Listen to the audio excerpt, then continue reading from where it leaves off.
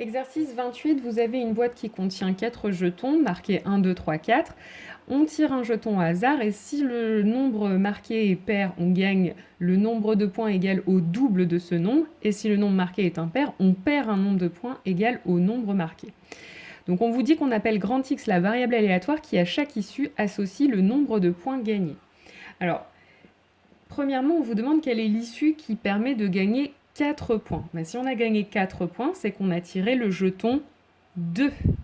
Puisque 2 est un nombre pair, on va gagner le double du nombre qui est indiqué sur le jeton, donc 4. Maintenant, quelle issue correspond à l'événement grand X égale moins 3 ? Alors, grand X égale moins 3, ça veut dire qu'on a perdu 3 points. Donc, perdu 3 points, ça correspond à tirer le jeton 3. 3 étant un nombre impair, on va perdre le nombre de points qui est indiqué sur le jeton. Et donc, quelle est la probabilité que grand X soit égal à moins 3 ? C'est la probabilité de tirer le jeton qui porte le numéro 3. Et donc ça, on a une chance sur 4 de le tirer. Maintenant, quelles issues correspondent à grand X strictement inférieur à 4 ? Quand est-ce qu'on va avoir, en fait là c'est un gain de points qui va être strictement inférieur à 4. Quand est-ce qu'on va avoir un gain inférieur à 4 ?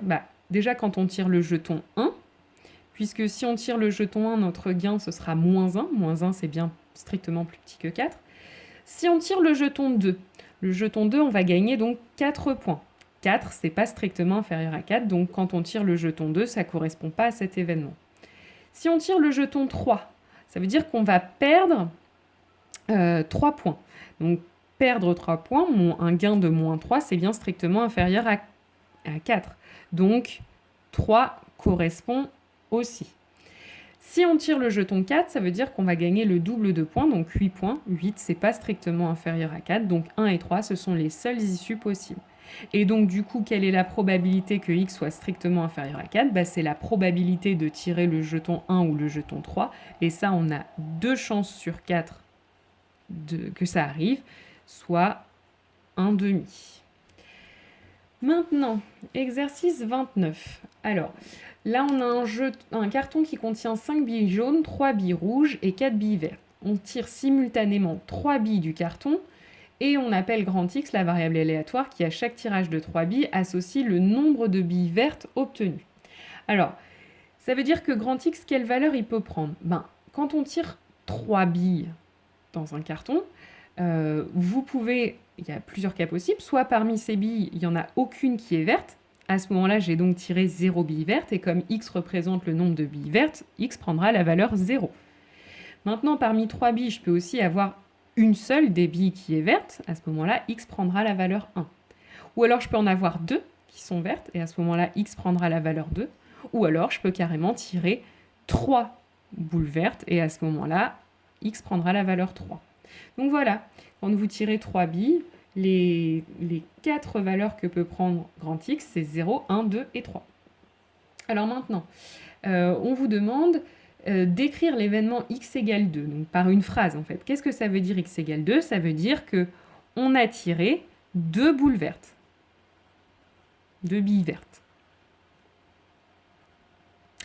Qu'est-ce que ça veut dire maintenant x supérieur ou égal à 1 ? Ça veut dire qu'on a tiré une bille verte ou plus. Ce qu'on a plutôt l'habitude de dire, on a tiré au moins une bille verte.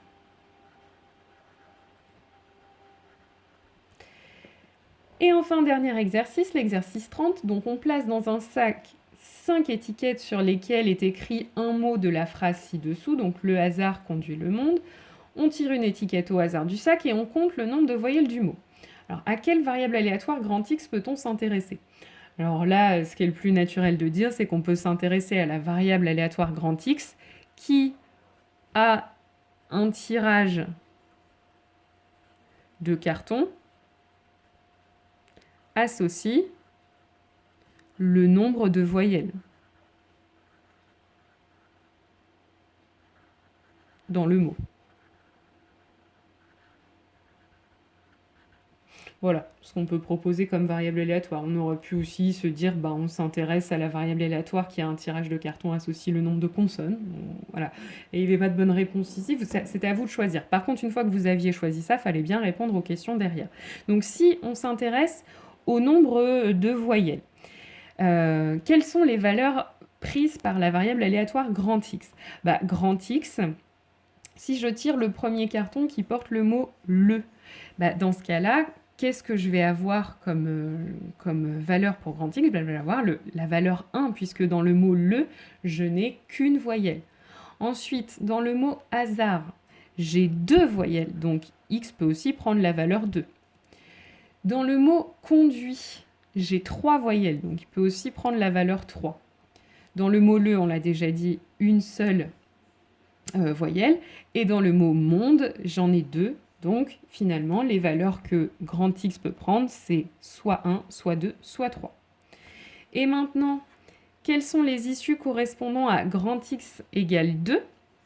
Bah, vous avez 2 possibilités. C'est soit vous avez tiré le carton sur lequel était inscrit le mot hasard, puisque dans hasard, j'ai 2 voyelles, ou alors vous avez tiré le carton qui contient le mot monde, puisque dans monde, j'ai 2 voyelles.